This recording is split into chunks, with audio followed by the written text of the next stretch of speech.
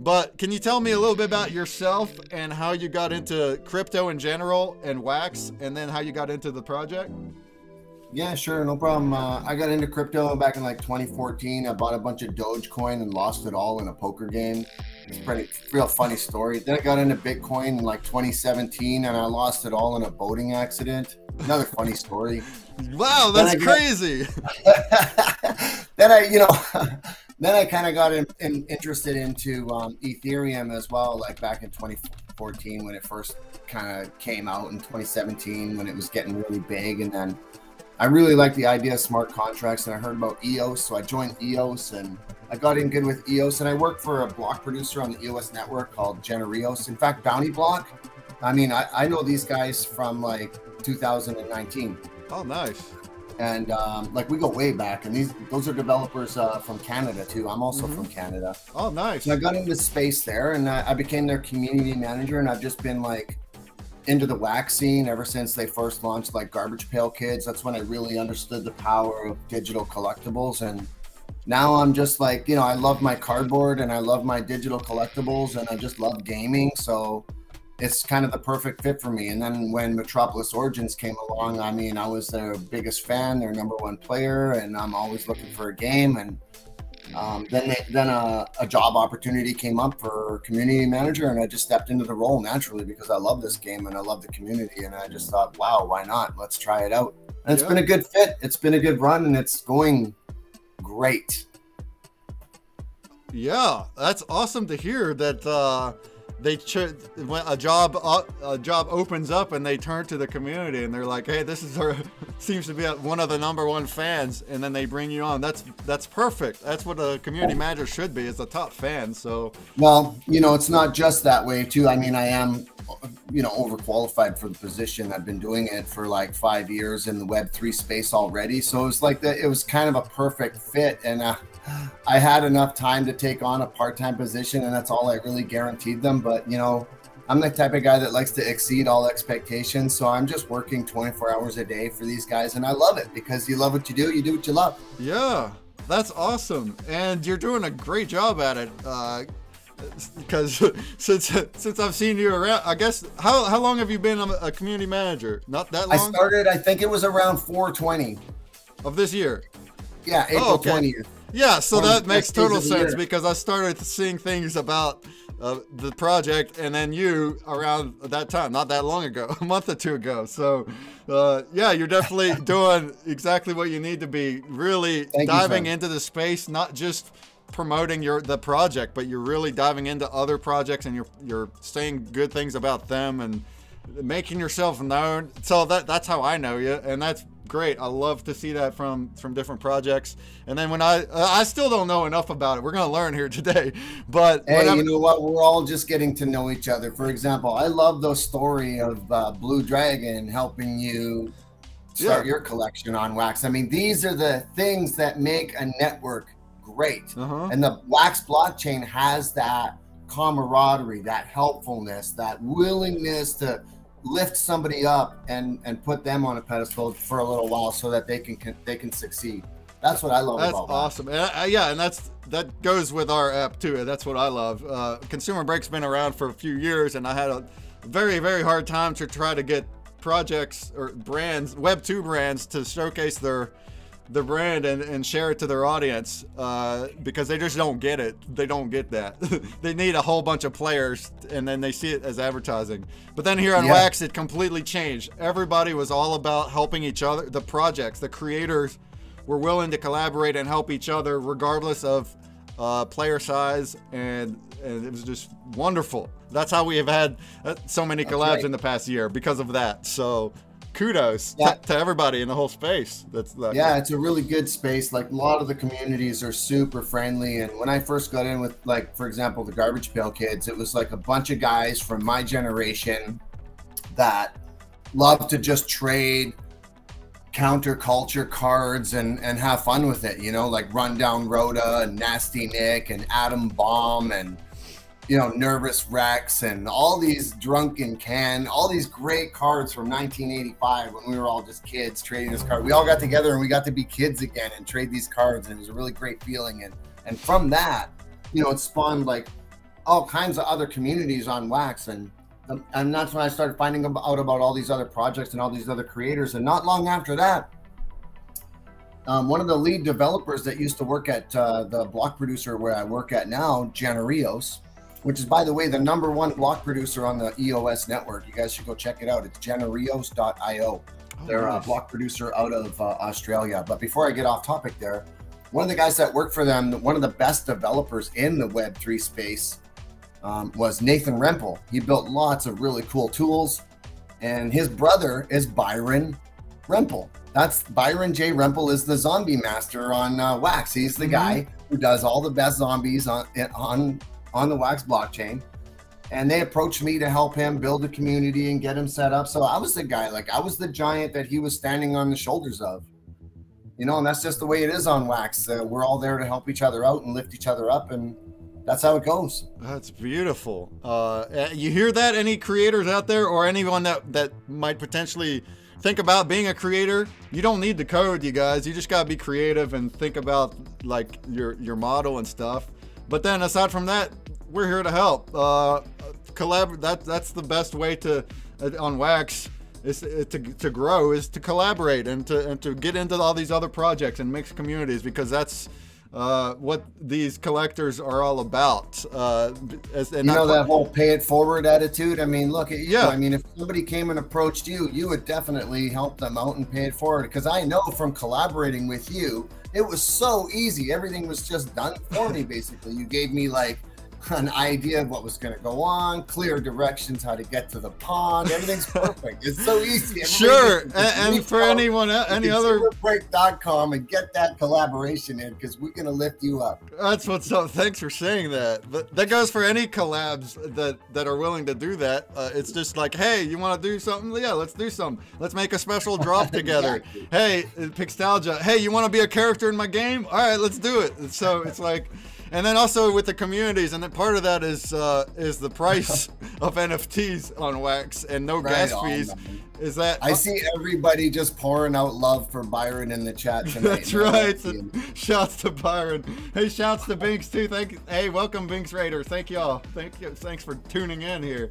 But like on ETH, when things are so expensive, like you have to choose one that you really like, and it's not like you can get NFTs from a whole bunch of projects because you can't afford them. But here on Wax, it's all about that. Everyone wants to jump in and check out all these different ones, because they not only can they afford them, but they get them for free if they just tune into these promo type events. So that's right. There's a lot of giveaways on here too. I love watching your stream too, and you're so excited when you give stuff away. I mean, people when I talk about my stuff, yeah, I get quite excited about it. Yeah, well, it's a good stream, and that's why, right? Like, you're pouring it in there. Community is the heart and soul of any project, especially Metropolis Origins, you know? Yeah, absolutely. Well, great talk. That's a good segue. Let's talk Metropolis Origins. I want to start right here with your little trailer. It's a 2-minute trailer, but check this out. And you'll have to like listen to the Twitch to hear it. But it has a nice overview of what's going on. It's going to show you the arts and different things. It's beautiful. And then after that, we're going to open some packs and check them out. Yeah! Then we'll play a grub and give some of them out. And then we'll have Datajunky screen share the actual game and show everyone how to play the actual game. So there we go. Without further ado, boom, boom, boom, boom. Oh, I might have another team member that's looking to join too. Do you have another link for them, or do I use the same link? Okay, cool. Yeah.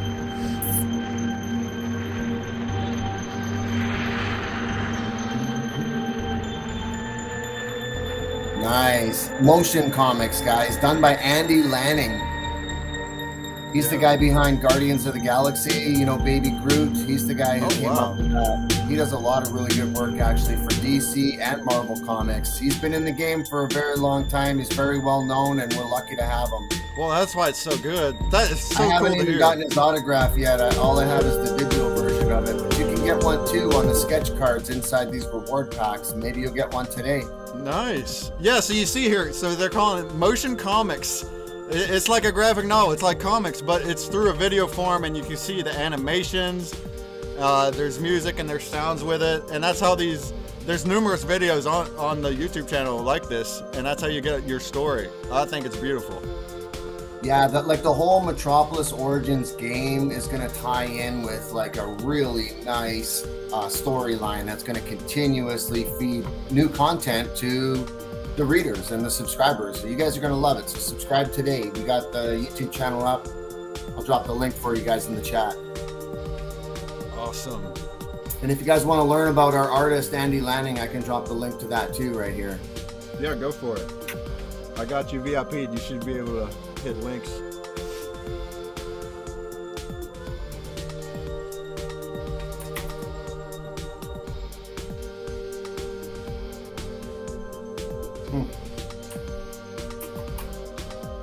These are really well done, hey? I love it. Yeah. That really adds a whole lot to a card game, like a PvP card game and stuff. The fact that there's a game to be, but adding like this type of art and lore to it, and I mean the animation is just even more. But I love whenever projects have like high quality artwork, and then like the backs of the cards will have lore. We try to do that too, but there's others too. Novo Pangea has beautiful art and lore, things like that to go with the game. I think is just awesome. And then the whole motion comics thing, I didn't see that until recently. So when I went on YouTube and looked at them, I really liked those. That's right. Yeah, it just adds so much. I'm glad you like it. And not only the comics themselves, which is art by itself, that's a lot more than just cards. But the animation is cool. You really don't see much of it. I mean, I'm repeating myself, but you don't. It adds a lot to the experience instead of sitting there and reading it, and being interested in the lore and the art, reading it. But watching it through a little video with animations and the sounds, it immerses you so much. So it's awesome. Well, you guys will be excited to find out that in the future, there might be like augmented reality versions of this game. Ooh. Because our team like was heavily involved in stuff over at Magic Leap. They built a Snapchat game in VR.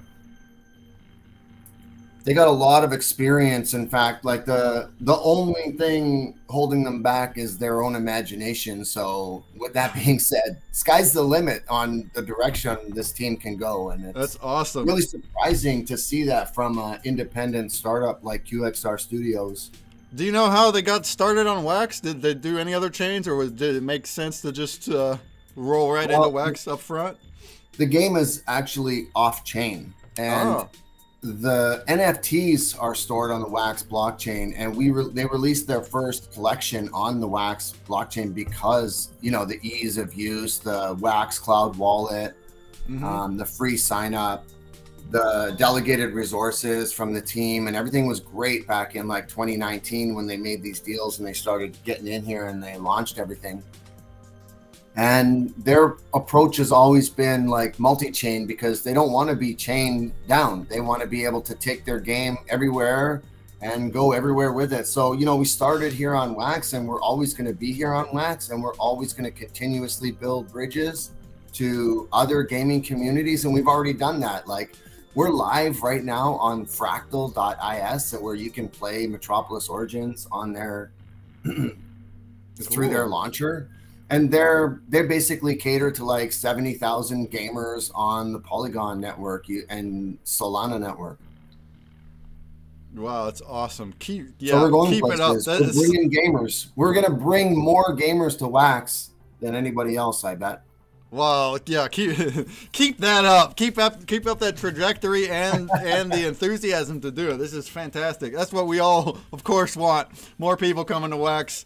Ways to onboard them to Wax, ways to use a game on other chains, but especially whenever the underlying like the goodies are on Wax, or like the NFTs are on Wax, to where you can do stuff on other chains or off chain, but then to get the better stuff you get on Wax, whatever it may be.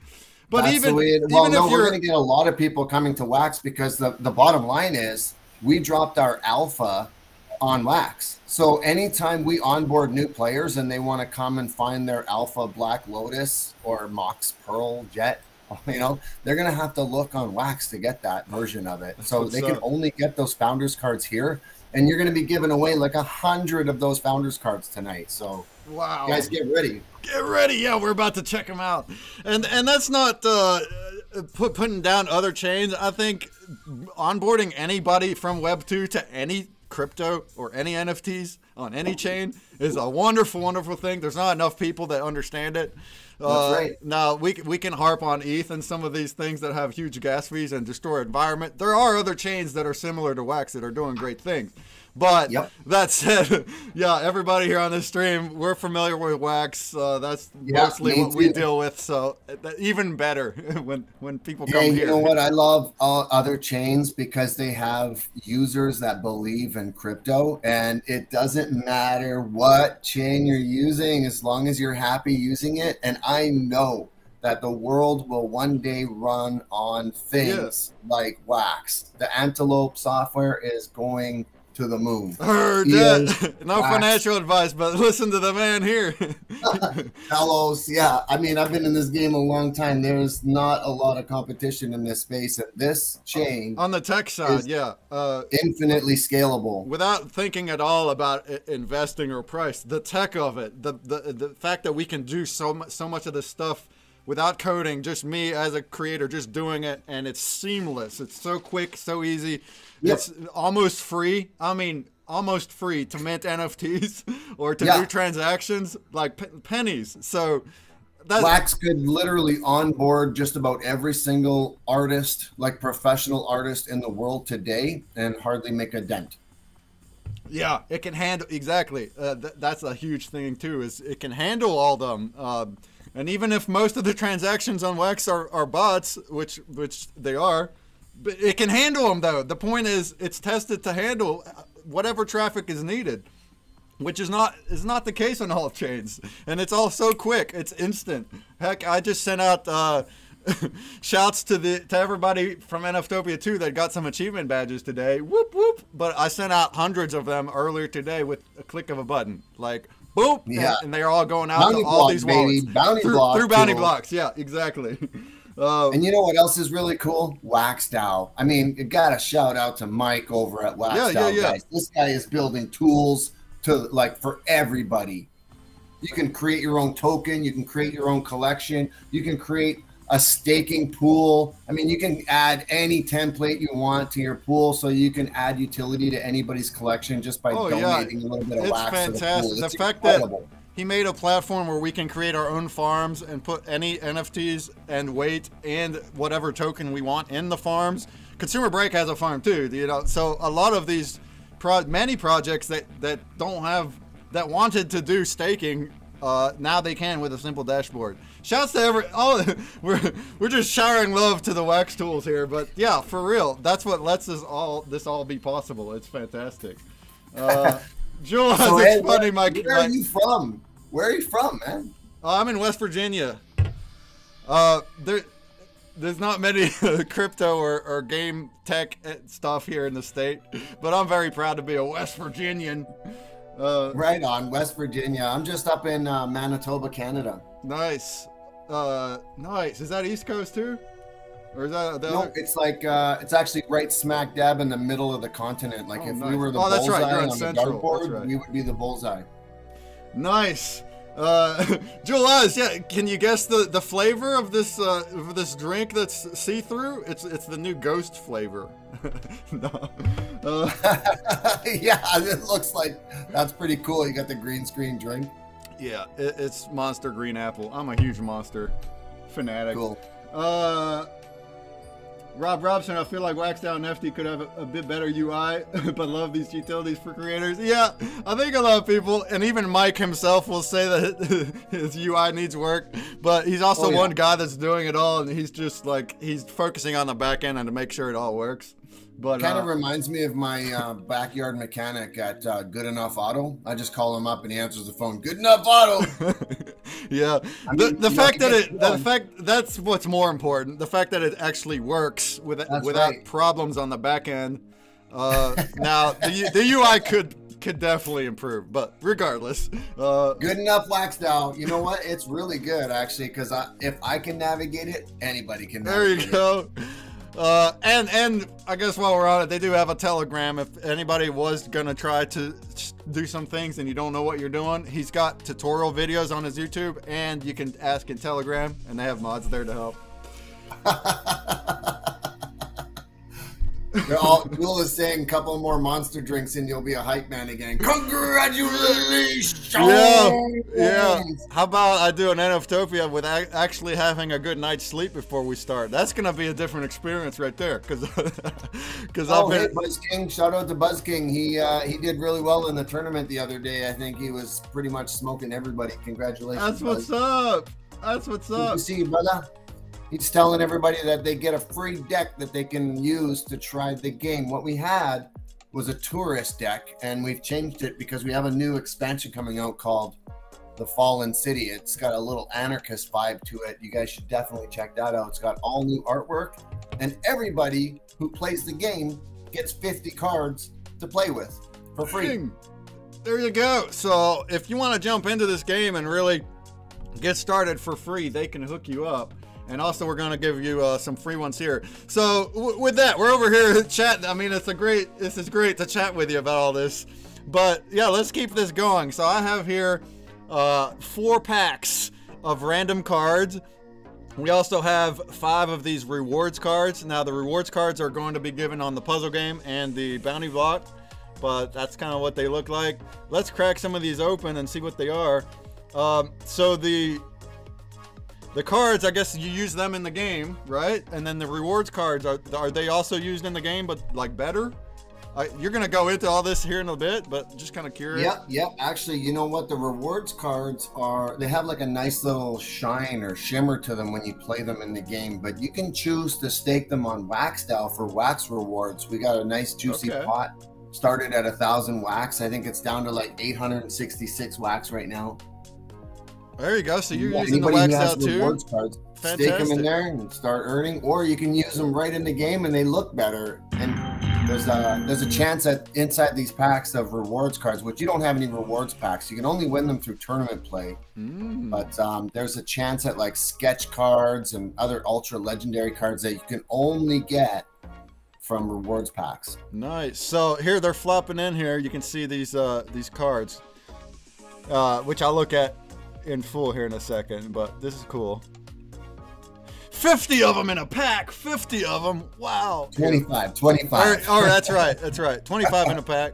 Let's I'm just gonna open all of them and then we'll look at them inside the wallet so it's easier to see them. But nice. Yeah, nice. It's easier to actually view the rarity right after opening on Nifty blocks. Like Atomic Hub, you have to look at them individually. I didn't. Okay, they're founders cards anyway, so you get a really good chance at getting a nice legendary card in the founders pack because they wanted the distribution of really good cards to be for everybody in the beginning. They didn't want to make it really hard for you to get. Okay, sweet. Yeah, I'll open the next in Nifty then. Cool. So you see every card has like a title and an art character. It's got some text below. Yeah, we're gonna see what they all say founder at the bottom, so they're all founder cards. Awesome. We have 2 tournaments, one on Monday at 2 p.m. and one at Friday 7 p.m. all Central Standard Time. So if you guys want some rewards cards to start, or you just want to play when there's lots of people in the hub, that's when everybody shows up, and it's always a good time. There's lots of great games, and there's prizes, good prizes. Nice. Gotta love the prizes. All right, we're gonna go over here to my packs. We're gonna do a grubfish here in just a minute with a whole bunch of prizes, so make sure you get in that bad boy. Make sure you get in there. Smart playing your wallet. We got 41 people. Fantastic. All right, let's try over here. Boom. Oh, that was a big jumble of text there. Sorry about that. I was just trying to drop a link. No worries. But man, I just can't wait to get in there and start beating up AI.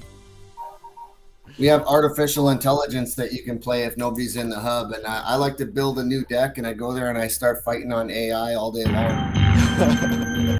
Nice. Just to test out a new deck, you know how it is. Okay, so we do Yeah, you're right. Now we see, oh, we got legendaries. Numerous of them.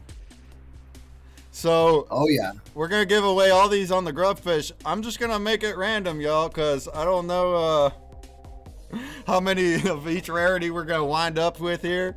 So, without trying to be like... there is one card that's like 1 in 10,000 cards called the Bounty Hunter, and hopefully if you get one of those, man, somebody's going to be super lucky. Wow. So without like deciding what spots get a legendary and what spots get what, all the top 25 of the Grubfish will win a random card. It can be a common, it could be a rare, epic, legendary, and you won't know until you actually receive it tomorrow.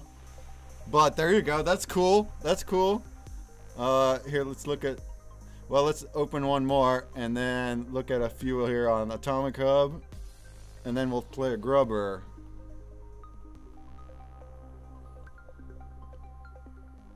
Nice. Is this your last pack? Yeah. Good luck. So there's 4 packs of 25. 50 of the NFTs are being given out here right now in the next 2 Grubfish. 25 of them. Or, I mean... Did I mess that up? I did mess it up. So, how many? Boom! There's commons, more legendaries, rares. Ooh, all the pretty things. Nice. We have 50 on the puzzle game, 25 on the bounty block. So we only have 25 for the Grubfish. Then I messed up. We don't have that many packs. But that's okay. 20. Let's split it up then. Let's do 13 on one, 12 on the other. Because I ended up putting a lot on the puzzle game because the top scores on the puzzle, they're hard to get, y'all. I think you guys know that if you look at the leaderboards and you see ASR 164 in the first place every single game. That's because it's a very skill-based game, and ASR 164 is a fanatic. And she was with us since 2020 and absolutely solves them that fast. We've seen video. So if we gave prizes to the top 10 scores, it's not gonna help anybody unless they're a shark. So the top 50 people on the leaderboard are gonna get a card, and then the bounty block has 25 of them for entering, and then 25 will be here on this Grubfish. We're gonna split it into the next 2 Grubfish. So there you go. Awesome. Fish leaderboard is at the end of the stream, Stargell. Let's see who's on there real quick. Hey, shouts to everyone here. We got 10 people in here. Dr. Polygon, what's up? Mark Vrog, Jewel Eyes, Datajunky, Rob Tissues, Atlas George, Mongoose Pirate, Random Man. Anybody else that wants to come on over to the fishing pond, the link is down there, bit.ly/NFTOPIA3, and you will want to teleport to the picnic area. The leaderboard is right here on this sign. And it looks like we got Atlas Drawers at the very top with a 224. Mark Vrog right below. And then some others. Well done, Stargirl, Naz, Randman, Rob Tissues. All you get, Jewel Eyes, will get a pack of 5 promos at the end of the stream. You have to remain on there, though. So you don't actually have it yet. At the end of the stream. So I'm going to go for another couple hours here. But whenever I'm done, I'm going to check out the leaderboard. And whoever's there at that time will get their pack. So if you get knocked off the leaderboard, you're going to need to keep fishing to get on there. Shouts to Mark Vrog, who stole the show there for a second. All right, so let's just look at a few of these, and then we'll play the first Grubfish. So here, let's do boom and sort by legendary, since we have numerous of them. Oh wow, look at that thing. A network glitch. Oh, so the cards will say stuff on them to help with the game. So that's cool. Oh yeah, every card has a unique attribute or ability to it, and if it doesn't, then it has like a special casting cost or something. Okay, when hit, does 2 damage to attacking cards. So there you go. It's like a card game, and whatever the cards you get will be doing different things based on what they That's say. an interesting card, the network glitch. It's kind of like a hack. You play it on your opponent's side, and then it takes up space so that they can't play as effectively anymore. And if they want to get rid of it, it damages the things that are hitting it. Wow. Here we have a fusion rig. +2 health at start of each turn. Ooh, that sounds That sounds healthy. Yeah, that's nice to have on your side of the board. It's actually it's better for like a bigger board game. Like, and we're coming out with bigger boards too. We're gonna have free-for-all maps where it's like 4 players doing a free-for-all where it's 1 versus 1 versus 1 versus 1. And we're also introducing like 2 versus 2 co-op maps, which is going to be so much fun, especially for tournaments. Nice. So yeah, so you can already play PvP 1 versus 1, and you can play against an AI. So you can play all by yourself here. And we'll check that out here in just a bit. We'll see what it actually looks like. But you're playing the card game using the cards, and they have this awesome lore, art and stuff on them. And then you got your motion comics that go with it, that go through like actual story and lore around it. So that's awesome. That's what you call a project right there.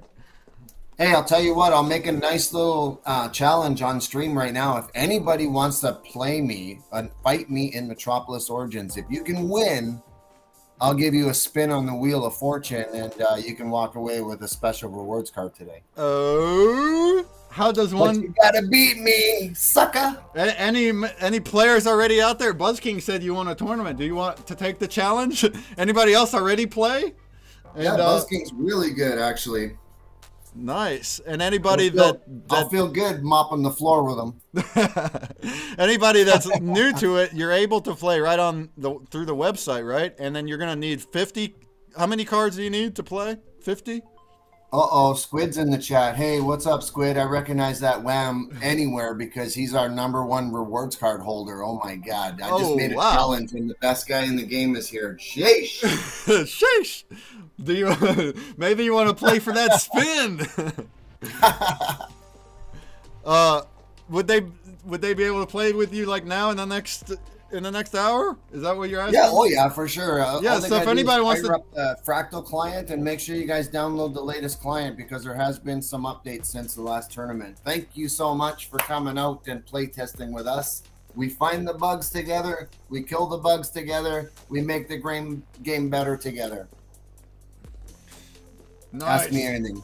Nice, yeah. So if anybody wants to take the challenge and play against Datajunky here we'll start here in just a bit. You can, and maybe you can win a spin. We're gonna watch it on stream though. He'll be playing against you on stream. I think it'd be really neat if he played a real player and not AI. So offers open. All right, let's go ahead and throw a grubbers on. We looked at a few of these. We're gonna look at the actual card game next. Anybody's welcome to come here to the metaverse, of course. We're gonna give the top 13 on this Grubfish. The top 13, one of those random cards, which could be any rarity, including legendaries that we pulled. And then every 5th place beyond that, we'll get a promo NFT from ConsumerBreak, as well as the Grub Sploder. All right, but top 13 is what you want to get the Metropolis card. How many cards do you need to play the game? You don't need any actually, but they provide you with 50 free cards to play with. Oh, right, you can build a deck with 35 cards, okay. Up to I think 50 cards. Okay, so you can build a deck with that many cards, or you don't even need to play, or you can get your whole 50 card deck if you go in and how would you claim that exactly? Go into Discord? Yeah, just create an account in the game, like download the game, and once you're in and you create an account, then you have 50 cards to play with. Oh, they already come in when you create your account. You already got your cards right in there. You don't have to ask for them. You can get the Fractal client and then get into the game. And if you have Wax cards, it'll ask you to sync your Wax wallet right in the hub. After you download the client, you just go into the hub, sync your Wax wallet, and all your assets will be there to build decks with in the deck builder, which I will showcase for you when you share the screen later. Yeah. Awesome sauce. All right. Well, there you go. We're going to jump into the game next. But for now, let's grub it out in 3, 2, and 1. Let's go. Let's go. Good luck. Grub-a-dub-dub. Let's see them explosions. Explosions. Pop, pop, pop, pop. Explosion. I don't know why look at that big fat backpack gonna explode. Yeah. The brake blade didn't load. Sadly, we're dealing with the default blade, which isn't nearly as cool, but it's still just as deadly, so you better watch out. You better watch out. Does everybody here have a flag? A flag? Yeah, does everybody have a flag? That'd be something else if everybody had a flag. That would be impressive. Well, everybody needs to go get a flag, like right now, CritterCraft.com. Yeah. Well, that was a one-day sale. You can pick one on the market, maybe. If you do have a flag, it'll show up on the podium. So we're about to find out. Oh my God, that thing, that roller of death just took everybody out. Look at that. Harmony Kingdom, last grub standing. All right, so here's where you would see a flag, but it doesn't look like Harmony Kingdom has one equipped. You would see one here. Shouts to anybody that ever had one, or has one. Solomon, you didn't even unpack it yet. Why don't you unpack it and equip it so you can show off the flag if you win first? But yeah, it's just for looks. It was a one-day thing for Grubfest that they sold, and it was pretty fun. Nice. Grubfest was really fun. They're gonna do more of those, so I hope to be a part of more. And the Atomic Hub Game Fest, man. Dude, the whole fest was great. So cool to see that. And Blue Mint, I mean, that's a nice partner to have. Blue Mint is basically like Fractal, except I don't know. We'll see. Awesome. Yeah, I hope to see more tournaments like that too. Yeah, and yeah, and more game launchers like that popping up. Like we got what do we got? We got Fractal, we got Blue Mint, we got Elusive.gg, which is like exclusive to EOS and Wax chains. Nice. All right, let's announce some winners. Congrats to everybody that got a Metropolis Origins card. It's going to be a random one. It could be common, rare, epic, legendary, whatever we pulled just earlier. Harmony Kingdom, Buzzkey, Jewel Eyes, Clark Salamander, Marshall Nick, Chucky, NF Team, Techie, 420, Atlas Drawers, Lucky Nino, Master Race, and DYLC 2706. Congratulations! Well done.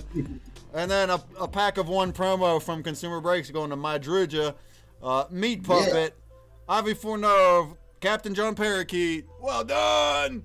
And then also we have, keep on going, 35th place is Squid. 40th is Old Mankey, and 45th is Dark Knight. You all will get a promo. Congratulations!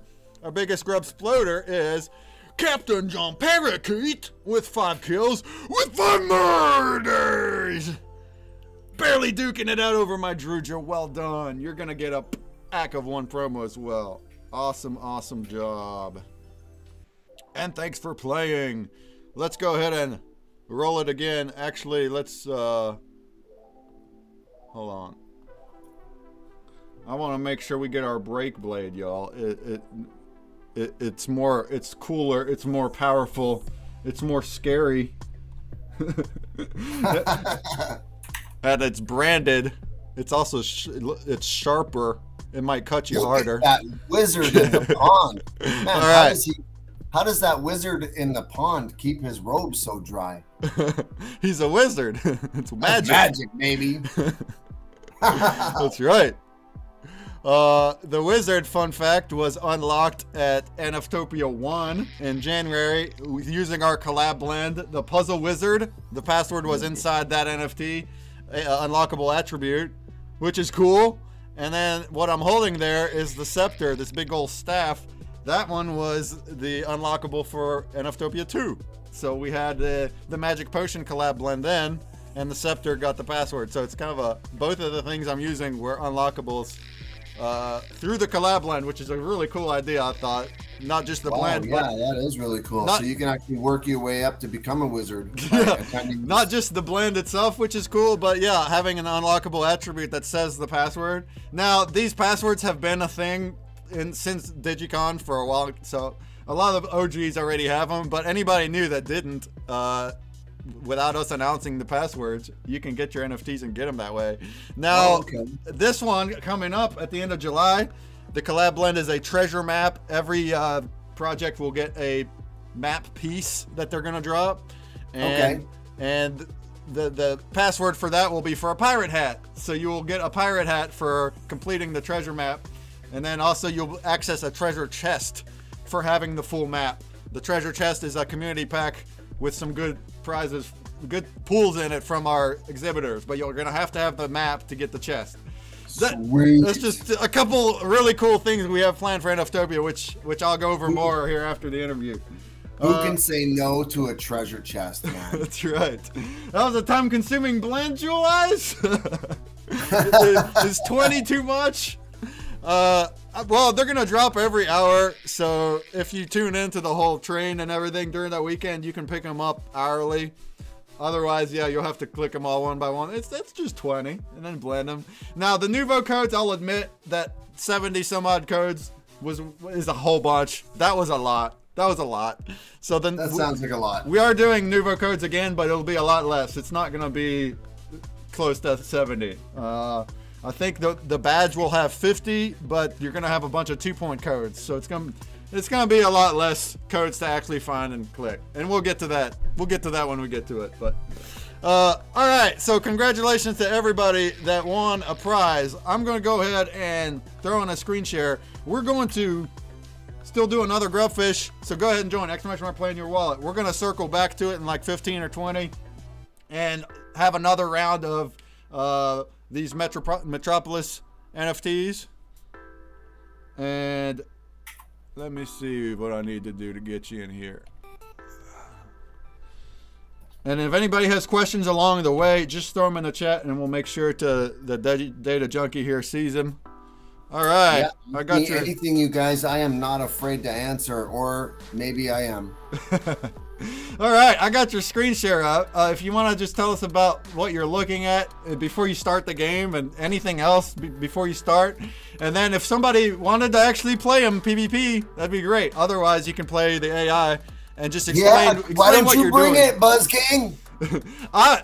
For myself, I don't want to play. I think I do a lot better watching and asking stuff and reading questions. So I'd rather someone else play against them or the AI. But yeah, anybody's cool. welcome. I mean, I'll play anybody. Squid, Buzz King, any AI, it doesn't matter.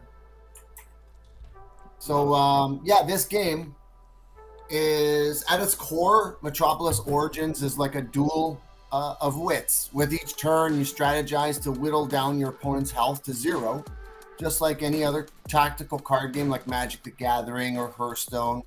But with this game, card positioning can make or break your game, so you got to play smart. You can master the art of deck building with cards boasting unique attributes and abilities, so you can experiment with synergies across 3 different factions. We got government faction, underground faction, and the corporate faction, each with their own unique kind of characters and play styles. So, I mean, by themselves, they work really well together. So we do have like a corporate deck. We have an underground deck, and we also have like the corporate deck, the government deck, the underground deck that you can buy separately, which they're not, you can't buy them anymore unless somebody has one for sale, but you can just build one by having one of each card in the faction.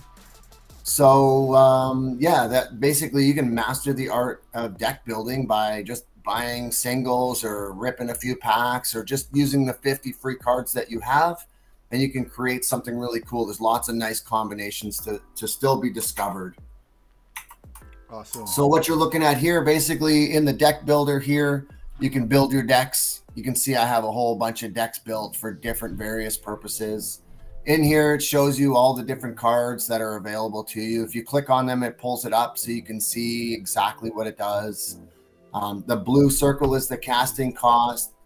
The 2 in the orange circle is like the health. And then if there was any attack on the card, it would be up here in the yellow. So this is the Fallen City set that you see here. That's what's showing here, the Fallen City set. So that's where you build all your decks. You can go in, you can play AI, you can go into multiplayer, pick a deck, and then begin matchmaking. And if anybody was in the hub, it would match me up with the next person looking for a game. Okay. And this is what you see when you get into the game. That's how you start the game. I'm going to resign that because I wasn't really finished. Okay. So yeah, so you can see it, who's there waiting to play in the hub. That's a cool thing. Yeah. Wait, did somebody just join the game to fight me? I think somebody did. That's funny. But we don't see nobody else in the hub though. Or That's right. Yeah, I don't see anybody in the hub. So here you can go in and change your avatar. And the funny thing is, if you own the cards or the stickers for these avatars, it'll unlock for you in the game. Like you can see, there's a couple that, you know, are still locked. And I have my Wax sync off. So basically you just want to connect your Wax wallet. You just sign one transaction and now it knows all my cards. Okay. So when I go in the deck builder, you'll see the founder set and it shows you how many I have. I have a lot of cards. I have 57 Charlie 14s. I think it's my favorite card. Look at this card. Wow. You play this card for 7 data and it takes 3 random cards from your library and puts them to the board. And then you draw 1 card. So it's like you draw 1 card and it plays 3 random cards. So if you build your deck with like really big things, like late game, big powered cards, it'll spawn them right to the board and you'll just overwhelm your opponents like crazy. Wow. But it does cost 7 data. So it's like it's a late game tactic. So there's a beginning game, early game, right, mid game, and late game. And in these 3 stages of the game, you'll have to be prepared. So when you build your deck, if you look on the side here, these are all the decks that I have. But if I click on the arrow of, say, this Bounty Hunter deck, it'll pull up the stats. So you can see I have 0 cards that cost nothing because there is no cards that cost nothing yet. There's 9 cards that cost 1 data in my deck. So this is kind of a faster deck where I have a lot of starting cards. So I never really get a hand in my first hand that I don't want to play. I always have lots of options for 1 data, 2 data, and 3 data cards in my deck. It's more of a quick starter. And then I have obviously some, you know, late cards that are super powerful. So, but that's a different deck, right? The corporate deck, you can see has a lot of like 2 data cards and 3 data cards. The Fallen City core deck is really well balanced actually, but it has a lot of 3 casting cost cards, some 1s, some 2s, lots of 3s. But you can go through and see all the different decks and where there are, and that's how kind of you determine how to build your deck. You want to have a nice variety of cards that you can play early, in the middle of the game, and at the end. You don't want to get stuck with a bunch of stuff you can't play. Mm-hmm. This is the Bounty Hunter. This is the 1 in 10,000 cards. I have mint number 3. I found it on the market. I never opened it in a pack. Somebody got lucked out, and then I guess they sold it. But cost me a pretty penny. I paid 600 wax, and it was a long time ago. So yeah, this is a weird card. It's like there's not many out there. Nobody's really playing with it except for me and maybe one other person, but I haven't seen it yet. And it's really hard to play because it costs 10 data. But it's more of a novelty, really, and there are some really interesting ways to get this card out there. Like I showed you this, right? Spawns 3 random cards to the board. One of them could be a Bounty Hunter, and one of them could be a Desmond. And you could kill your own Desmond, and then your opponent is left speechless because you just won the game on turn 4. And I have done that to certain people. They know who they are. Interesting. Well, already we're seeing a lot of strategy and different things, so this is something to really get into and learn to be well, and that's good. It's a skill-based game. If the more that you know how to do it, the strategy. So that's awesome. It's very much like a chess game too, because you know in chess it only like you could be doing really well, but if you blunder, yeah. Oh yeah. If you leave your queen hanging, your game's over. Or if you lose one, yeah. Me and my roommate are essentially even at chess. We'll sit there and play defensively for an hour, and then until one of us messes one thing up and we lose one good piece. That's all it takes. That's how it is. And then the other one is that much ahead, and it usually is the winner. But that's cool. Yeah, that's cool. I'm a chess fan myself. I like to play chess. I play on chess.com. Not a lot, but I mean, every now and then I'll get a game in. Nice. I'm not great at it, but I just love. I love chess. Yeah, it's such a thinking strategy game that's different every single time. That's what I love. Well, I would love to play you in a game of chess one day, sir. Right on. Hey, you're saying that these cards cost data. I like just the fact that you're using the term data. I think it's cool with the theme. But what are you spending? Is that like a it's like an in-game? I'll take you into the game here. I'll just do a quick game here with my Pumpamentals deck. So that's like an in-game thing, or it's not a crypto or anything like that? When No, it costs nothing. that? I just named this deck Pumpamentals because, you know, Richard Hart and the Hex Foundation there and his coin. Yeah, definitely crypto related. But he always talks about the number one thing in crypto is Pumpamentals. If your project doesn't have Pumpamentals, it's going to zero. So with this deck, the idea is to pump my creatures really, really high and then attack in like a big surprise kind of sneak attack. But at the same time, I'm trying to suppress my opponent. So here in the first turn, I have this card, which is a premium contractor. It costs 1 data to cast. It has 0 attack value and it has 4 health. So I think I'm going to play this card first. The attack value is actually how much data I have. So if I have 10 data, I'll do 10 damage. Okay. Okay, so I'm going to play this card. And then I'm going to end my turn because I don't have any more data. On turn 1, you get 1 data. On turn 2, you get 2 data. All the way up to turn 10, which is the maximum 10 data. Okay, so you're getting that is how you're getting data. You're playing. You get X amount of data per turn. Is that right? Yeah, data is like mana, except you don't have to play a land. You just play your card. But you're not getting data any other way outside of the game to like for a bank or anything. It's all right inside the one game you're doing. Okay. Yep, the data comes every turn, and each player gets 1 data on turn 1 and 2 data on turn 2, and so on and so forth. So now with 2 data, I actually can attack for 2. See, it has my attack is now 2. Mm-hmm. So that's actually so each card also has a data cost. So it's like each turn you're getting 1 available, but to play the higher cards, you still need to have that much data available to play all of them. You can't play them like for example, this one costs 3. Like that one, that's 3. Yeah, I can't play it. Gotcha. Not enough data, it says here. This one's 5. Not enough data. Cool. That's a lot of strategy right there. That's cool. Here's the Desmond card. This is the one that the bounty hunter kills, and you win the game if he kills it. So this is like one of the enigmatic characters that we have in this game, Desmond. And he's been around since 1987, this guy. Long story, actually. Graham Devine, our lead developer, guy who's worked on stuff like Halo Wars, Quake 3 Arena, Seventh Guest, and a bunch of games that you guys probably played over the last 30 years. He even helped to do some stuff with Pole Position back in the day. He created this game. It was a side-scrolling adventure, and it had this character Desmond in it, and it was called Metropolis. And it was back in 1987 on a DOS disc that you played on a PC. Wow.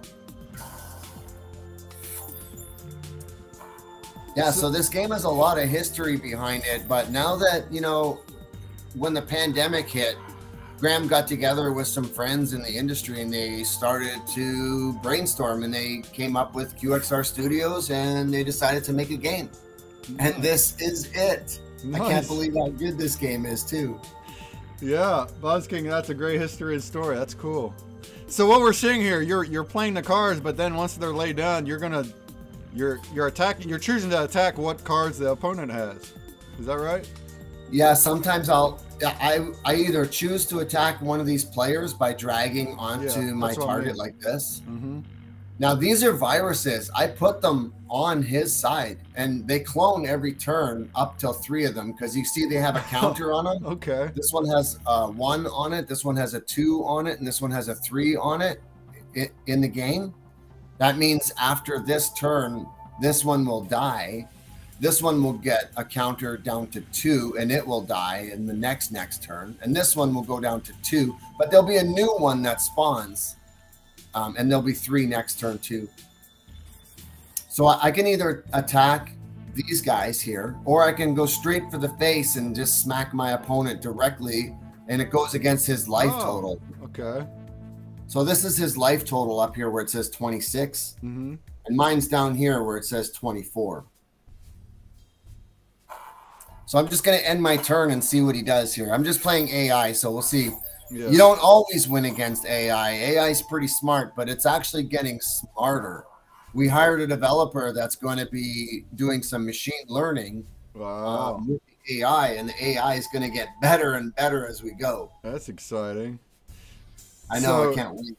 So your turn, so you're using the data to put your cards down, but then does each of them get an attack, or is that based on data as well, or when does the turn actually end? You can attack right away. They don't have any summoning sickness. You can attack right away, but I only have this one to attack, and it cost me 5 data, and that's all I had.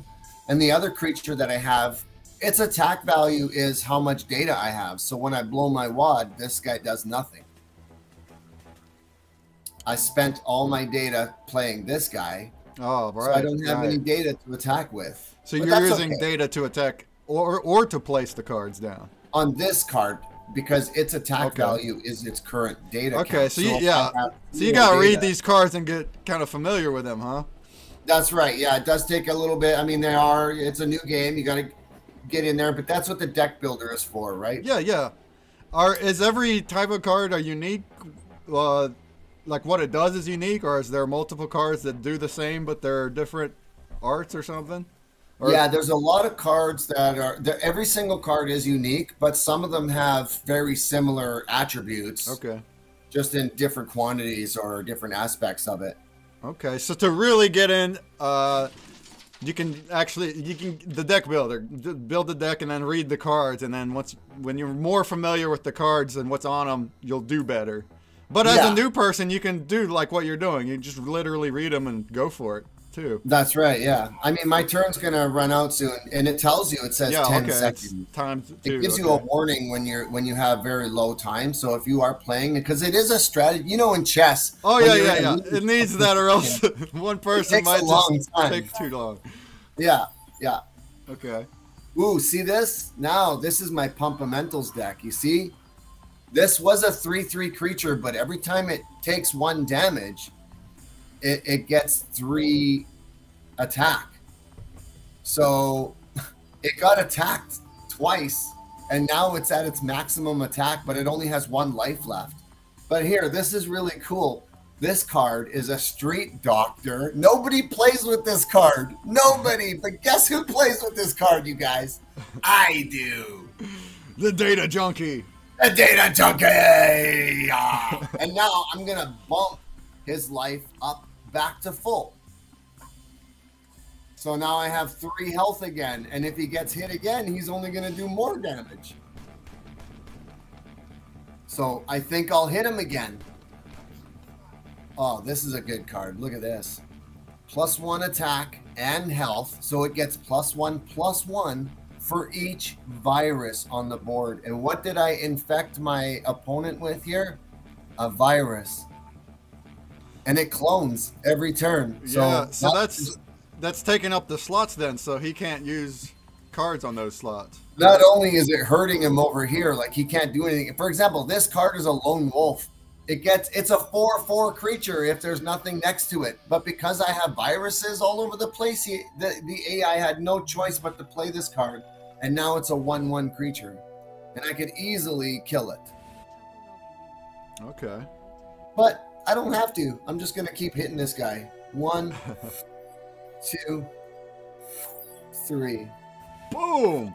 So your goal there is to hit him at the top and loses points. But so if you're attacking the cards, like I could choose to attack his creatures, but I'm not in any danger from his 1/1 creatures, so I'm okay with him keeping them. So your real goal is to try to hit the main guy up top, but if some of the cards he's laid are hurting you, you can take them out. Is that right? Yeah. Look. Okay. He was unable to kill my inspector, so he got Pumpamentals all the way up to 15 attack now. This is just ridiculous. Right? And I got another corruption feeder I could put down, and it'll be a 4/5 creature. But I want to show you guys this Splinter Drone. This is a cool card. Anytime it attacks, it does damage to the left and the right and whatever you attack. So instead of doing 3 damage to the 1 target, it can actually do 9 damage to 3 different targets. Nice. So it'll do 3, 3, and 3 damage. So I could just kill this guy right now by attacking him for 15, and it's over. It's game over. Or I could put this sonic suppression down and watch what happens. Look at the power of my opponent's creatures when I play this card. They all get -1 attack. So now this guy is just taking up space. This guy can't even attack because he's just taking up space. And this guy can only attack me for 2 more damage. So I can literally survive 7.5 more turns. And this guy can't do anything to stop me. Anyway, because you can't take out because. So if the cards you laid, if that's full, if your space is full, there's no way to take them off. So how would you just have to play with those for the whole game? How would you get like new cards in? Yeah, I'll go into the deck builder and I'll show you a couple of options here. There is a card called Early Retirement, which removes a card from your side of the board. Okay, so you gotta go by the rules of the cards. Okay. Yeah. This is an ultra legendary. You can tell I'm a real degenerate and a #1 fan. I have their mint #1 here. Nice. But I bought it off of secondary. So congratulations to whoever sold it to me. You're now waxing there. And yeah, that's one card that can help you. Because if somebody's infecting you with viruses and other cards like Network Glitch, Daisy Cutter, there's a few of them actually in here that are really, really hurtful, and you have to be prepared for that. So they have like a pink slip that you can use, which is in the free Fallen Core deck. I think you can use 1 or 2 of them to kind of rescue yourself. Oh, there's an Early Retirement in the new Fallen City artwork. That looks cool. Well, that is awesome. Well, that's a nice overview of everything. Anybody new, you got a nice little gist of it. And if you're into this type of game, I think it's a great one for this type of game. If you like cards and stuff, it's a lot of strategy involved. It all depends on what cards you have. The more familiar you are with the cards, I think the better you'll be. The way I'm seeing it. And of course, it's got all of, like, beautiful art and your motion comics to go along with everything. It's awesome. It's awesome. Anybody got questions? Throw them down, y'all. Yeah, you just pick your faction, man. Government, corporate, underground, or you can mix and match and start building decks with all the factions and just put them all together and create the best combos and come play a tactical card game. Like I said, it's very much like chess. And positioning of your pieces in chess is key.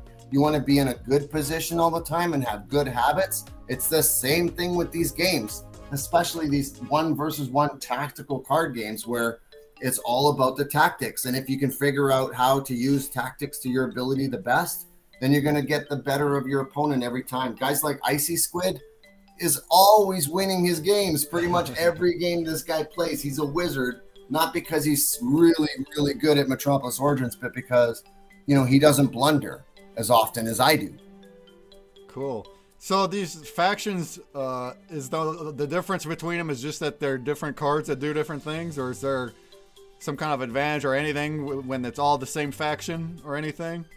No, it's basically just like part of the storyline, like you wouldn't have a CIA agent working for like the underground.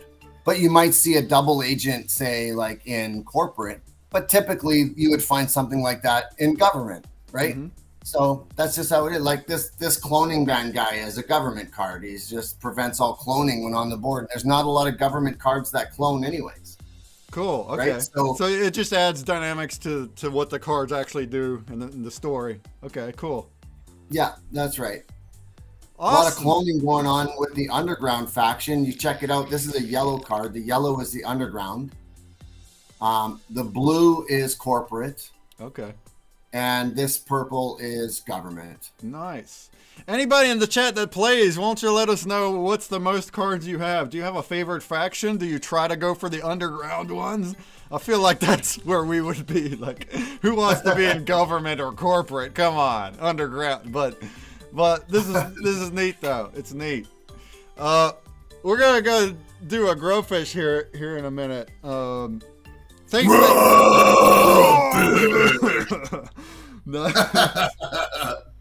These are some new cards coming out, man. Brawler. This guy looks tough. I haven't even played with this guy yet, but yeah, I was gonna ask that too. So you have all these cards that are already out there. How often do you create new cards? Do you have drops of pack drops and things like new ones, new cards? And how often? You know, the team is really focused on on creating the content. Like there's a lot of motion comics, and with that, there's new characters being created all the time, and we're bouncing ideas for new cards off each other all the time, and new game mechanics. And the guys that, like, when I go into Slack to see what's going on, it's just a whirlwind of activity where people are building new maps and new worlds and new ideas and talking about new IP entering the game, and Metropolis Worlds, which is a whole other story. I mean, there's so much going on that it's really hard to keep up. But like in the end, like I said, these guys are AR, VR, extended reality kind of experts. So where this game goes is anyone's guess. That's awesome. Hey, VR dev, I think is really cool because it's not a mainstream thing yet at all. Because but it's coming. The goggles, I call them the goggles. I actually have the first Oculus Go, the very small one. They're not for sale anymore. I just use it for YouTube dude. Now and then. It's like, but. Yeah, as those get better and more people get them, and also they're better for because a lot of people get too dizzy and sick from them, but the better they get and more people you have, the gaming in VR is it's such a step up. I'm not a gamer, so I can't even really compare, but I tried a couple things, or even just like a 360 video in high quality. It's so immersive and so different that I have the Oculus Quest 2 or whatever it's called, and there's actually virtual chess game in there that I thought was really cool. Wow. Every time I go in there, I get my butt kicked. Yeah, or just like there's an Angry Birds game I tried, and it's 3D, and you're holding the slingshot. I just thought it was a really neat dynamic, even if you're not a gamer. Oh, yeah. I like the boxing because I can go in there and beat a couple of guys up, and I feel tough in the real world. I would never fight. And like Web3, there's not that many games on VR. It's not huge, and it's really good exercise. Like, oh yeah, you know what? I identify as a gamer, but definitely not a couch potato. Imagine the open world games that you're walking around all the time with your controller, but eventually you might it might actually have a treadmill type thing, like from Ready Player One, and you're I'm gonna walk over there to the other side of the mountain, but you actually have to walk there. That'd be something. Well, I find with the boxing game, like, you have to really stick and move, and you got to do a lot of leg work and stuff within your little safe spot, your little square or whatever. Yeah. So the fact that your team builds those, and if they're gonna make more games in the future in VR, especially if they're Web3 using Wax, that's so cool. That's really, really cool. So good luck. Well, yeah, man. Like, all of your NFTs and unlockable content in the game will be on Wax. Awesome. But you'll just sync your Wax wallet with the game, and all of your assets will be in the game for you. Awesome. And honestly, you guys, that's how NFT gaming should be done. Yeah, totally agree. Let's get in this Grubfish. Last call. We're gonna give a random card to the top 12. The top 12, and also every fifth beyond that gets a promo. Also, the big Grub Exploder gets a promo. After this, we're still here with Datajunky. If you wanted to go over anything more, if you wanted to do a whole nother round, you can. But if you want to show anything else, explain more things, anybody else got questions, throw them in. And then after the interview, we'll sign Datajunky off, which you're welcome to chill out too. I'm not gonna kick you out of the stream. Yeah, but then we'll continue playing some grubs, a lot more faster pace, some back-to-back grubs for the rest of the stream. I'll talk about some of the updates I'm doing, and then we'll head out of here. So if you got any questions, especially if you're new, throw them in. If you're not new, maybe you want to tell us some things you like about the game, some of your favorite cards, anything. We'd love to hear it. All right, we got 35 people in here. Let's get in here. Last call. Ask me anything, guys. And tournaments, man. Tournaments Monday, Friday, every week. Rewards cards are the prize. All right. So yeah, so you're everywhere. having a legit tournament. So it's like you go in there and it's set. What is it, like a bracket? Like how does a tournament work? Yeah, I host all the tournaments on challenge.com. It's like challenge, but with an O, challenge. Okay. And they're like a really popular gaming site for hosting tournaments. So the bracket is up there. It's single elimination. You sign up, you get notifications. You can actually do community run tournaments. God forbid if a tornado did wipe me out, then yeah, somebody else would be able to run the tournament, no problem. Because I have, you know, designated community members that know what they're doing and are excited to show up and play, and they want to make sure that it's smooth. And we run them in 2 different time zones. That's why we have 2 p.m. Central on Monday and 7 p.m. Central on Friday.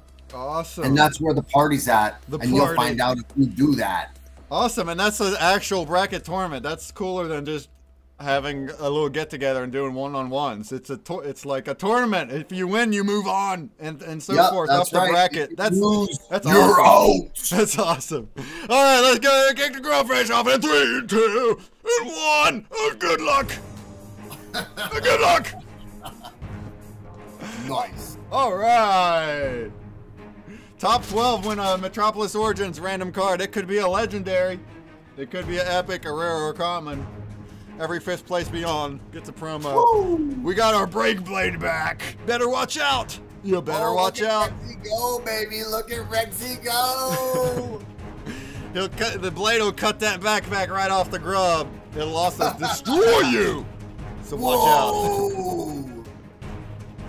Shouts to the backpack wearers. Market Twitcher, Meat Puppet, T. Walter, as Misty, I'm seeing you. Rexinator, I'm seeing you.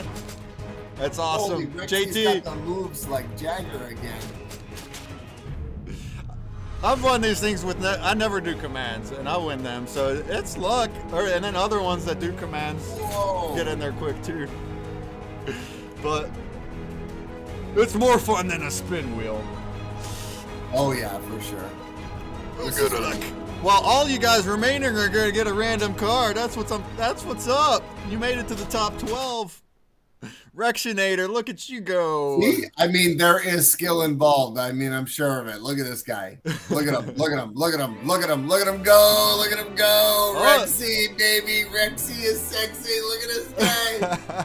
Yeah, I say there's skill involved with your commands and seeing what other people do and whatnot.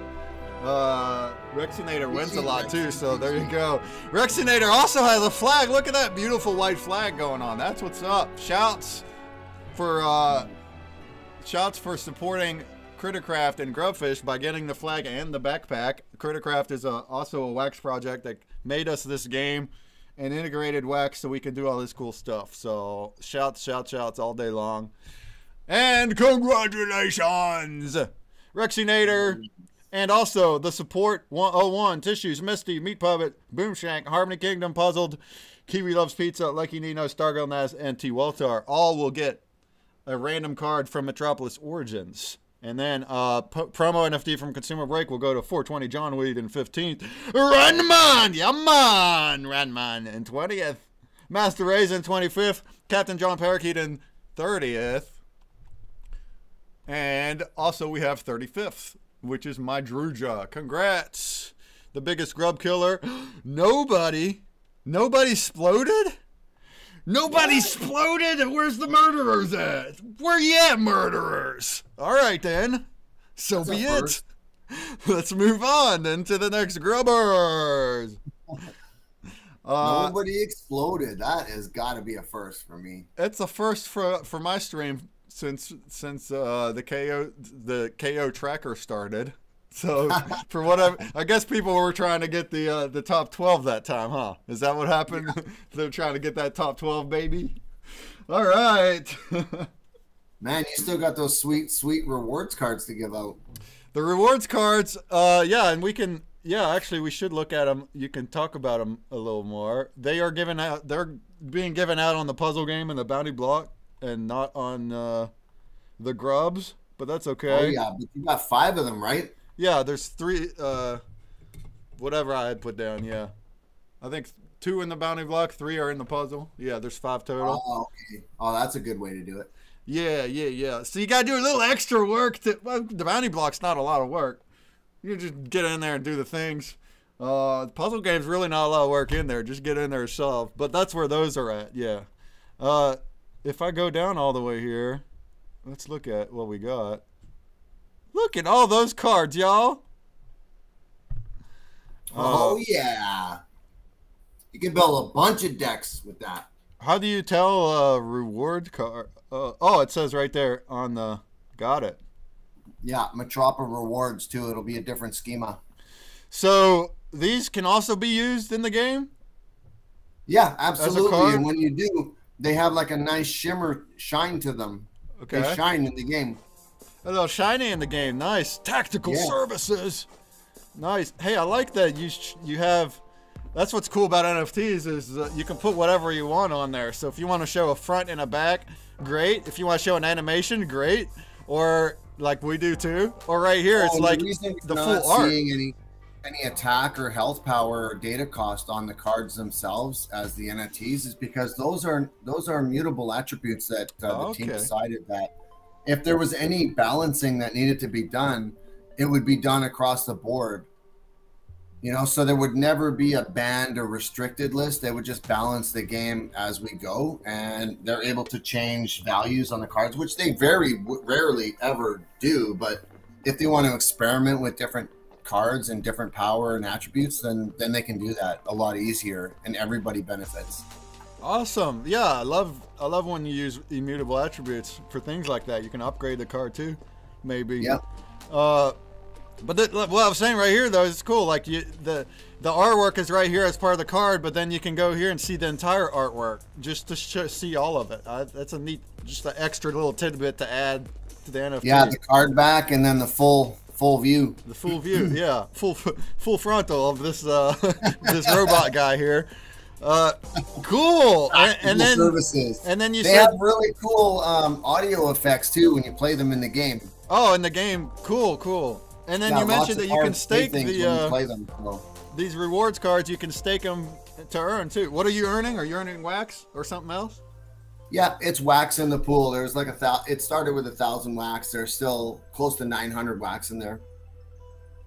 All right, awesome. So anybody that wins those, you can hit a stake. We went over through a lot of info here. We went over, we looked at the art and the lore. We looked at the motion comics and then the actual card game, the PvP or the AI. I don't even think you can get a rewards card on secondary markets anymore. I don't know. I haven't looked in a long time, but I doubt there's anything good there. Well, yeah, you could check that. And if not, then hopefully you do win then. How else would you get... Oh, the reward card, you said tournament wins? Is that the only way? In tournaments, yeah, just join the tournaments and you'll either win them as prizes for winning the tournament or you'll get lucky and collect on a claim link that I drop. Like awesome. I won 2 rewards cards in the tournament that I played in because I did really good. And I just dropped them for the community, right in the community for people to claim. Awesome. Anybody got more questions even beyond this stream, just go into their Discord. It's very active in there. People will help you out. You can get started playing. Maybe you can even learn how to play really well, strategize, and start really winning and having a blast. Hopefully you do. Hopefully you also like the lore and the art. That's awesome. We're going to wrap. Man, if anybody wants a tour, just come on in. I'll jump into a voice chat with you guys and I'll give you guys the full tour of Metropolis anytime you want. And that's what you really like from a project too. Like this guy's really willing to get up there on live and voice, whatever it may be. He's one of you. He's one of us. We're community members. And that's awesome. You don't get that from any kind of Web 2, any kind of game. You can't go and talk to the actual creator of the game the way that we do here in Web 3. It's just so community focused. So love it. We're gonna wrap up this AMA. I want to keep going and play Grubs and do some more updates. You're welcome to chill here too, Junky. Cool. Do you have any last words for the fam before we sign you off? Yeah, I'm glad that you invited me for this AMA. I love the collaboration. The bounty block giveaway that you did reached so many people. Great. And this puzzle idea that you have on ConsumerBreak.com, I mean, I am super impressed. And when I showed the team, actually, and you know my team, they were super impressed too. I mean, wow. They just love what you're doing for the Wax community. And it's no wonder that you get over 100 viewers on your streams these days, dude. And I love it. Thanks for having me. Well, Grubfest had over 100. We're shooting to get there on our own. But yeah, that's cool. That's cool. And NFTOPIA also has been just a heck of a ride this year. It was not something I had planned on doing last year. It's just because DigiCon ended. So we're making it awesome. We thank you also for sponsoring. We're going to see you then, along with many other really projects. Cool event, man. Really cool event. But hey, above all, man, remember to have fun. Metropolis Origins is a game built by passionate creators. I mean, they love it. And it's for passionate players. So, and we love you guys. So we invite you to join us in shaping the future of gaming. Come on down to our Discord, download the game client, step into the hub. And if you guys can beat me, you get a rewards card. I'll be here all night. Shape the future of gaming. That's what I'm talking about, y'all. That's awesome. All right, you heard the man. If you want to get in there and learn something, great. If you want to get in there and play against the man and beat him, you'll win some cool stuff. So in Metropolis Origins, every player's journey is like a unique narrative. What do I mean by that? Like how you build your deck, how you strategize your moves, how you develop your tactics, and how you interact with the community. They're all chapters in your Metropolis saga. I mean, some of the guys that started early developed a bunch of cards and then left. And those ideas have formulated into new cards that have been developed and added to the game. So add your So it's always growing. Sauce. That's also great too. Listening to community. Add your secret sauce to the game and make this game great, man. Secret sauce. That's right. Shape it together. That's beautiful. All right. Well, we look forward to keeping up what happens in the future, and I'm sure we'll continue having updates, especially if you continue exhibiting at these conventions. We'll get to see what's going on each time. What's new? What's happening? It's awesome. Absolutely. Thanks for having me, man. All right.